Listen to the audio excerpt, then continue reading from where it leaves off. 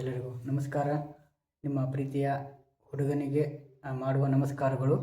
ನಮ್ಮ ಕರ್ನಾಟಕ ಜನತೆಗೆ ಏನು ಹೇಳಕ್ಕೆ ಇಷ್ಟಪಡ್ತೀನಿ ಅಂತಂದರೆ, ನಮ್ಮ ಕನ್ನಡ ಚಿತ್ರರಂಗದಲ್ಲಿ ತುಂಬ ಅಗಾಧವಾದಂಥ ಬೆಳೆಸ್ತಾ ಇಲ್ಲ ಅಂತ ಹೇಳ್ತಾರೆ. ಬಟ್ ಆದರೆ ನಮ್ಮ ಟಾಕ್ಸಿಕ್ ಸಿನಿಮಾ ಬಂದರೆ ಧೂಳೆಬ್ಬಿಸುತ್ತೆ. ಫಸ್ಟ್ ನಮ್ಮ ಕನ್ನಡ ಚಿತ್ರರಂಗ ಬೆಳೋದಕ್ಕೆ ಕಾರಣ ನಮ್ಮ ಯಶ್ ಅವರು. ಪ್ರತಿಯೊಬ್ಬರೂ ಕೂಡ ಕನ್ನಡ ಥಿಯೇಟ್ರಲ್ಲಿ ಹೋಗಿ ನೋಡಿ ಆನಂದಿಸಿ ಅಂತ ಹೇಳಕ್ಕೆ ಇಷ್ಟಪಡ್ತೀನಿ ಈ ಸಮಯದಲ್ಲಿ. ಯಾಕಂತಂದರೆ ತುಂಬ ಜನರಿಗೆ ಕನ್ನಡ ಅಭಿಮಾನಿಗಳಿಗೆ ನೋಡುವಂಥ ಕುತೂಹಲ ಇರೋದಿಲ್ಲ. ಅದು ಹಿಂದಿ, ತಮಿಳು, ತೆಲುಗು ಅಂತ ನೋಡೋಕ್ಕೆ ಇಷ್ಟಪಡ್ತಾರೆ.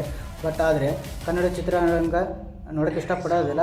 ಬಟ್ ನಮ್ಮ ಯಶ್ ಅವರು ನಮ್ಮ ಇಡೀ ಕನ್ನಡ ಚಿತ್ರರಂಗ ನೋಡುವಂತೆ ಮಾಡ್ಯಾರ. ಫಸ್ಟ್ ನಮ್ಮ ಕನ್ನಡ ಚಿತ್ರ ಆದ್ಯತೆ ಕೊಡಿ ಅಂತ ಹೇಳಕ್ಕೆ ಇಷ್ಟಪಡ್ತೀನಿ. ಇದೇ ನೆಕ್ಸ್ಟ್ ಮಂತಲ್ಲಿ 3ನೇ ತಾರೀಕಿಗೆ ನಮ್ಮ ಯಶ್ ಅವರು ಸಿನಿಮಾ ಬರ್ತಿದೆ ಟಾಕ್ಸಿಕ್.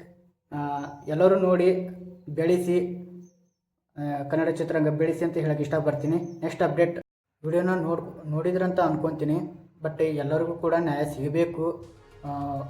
ಹೊರಗಿನವರು ಬಂದರೂ ಕೂಡ ಎಲ್ಲದನ್ನು ಸರ್ಕಾರ ಸೌಲಭ್ಯ ಕೊಡ್ತಾ ಇದೆ. ಬಟ್ ಆದರೆ ನಮ್ಮ ಕರ್ನಾಟಕದವರಿಗೆ ಏನೂ ಸಪೋರ್ಟ್ ಸಿಗ್ತಾಯಿಲ್ಲ ಸರ್ಕಾರದಿಂದ ಸಿಗಬೇಕಾಗಿರುವಂಥ ಲಾಭಗಳು ಏನಿದೆ ಅವರೆಲ್ಲನೂ ಅವರೇ ಇದು ಬಳಕೆ ಮಾಡ್ಕೊತಿದ್ದೆ, ಬೇರೆಯವರು ಕೊಡ್ತಾಯಿದ್ದಾರೆ.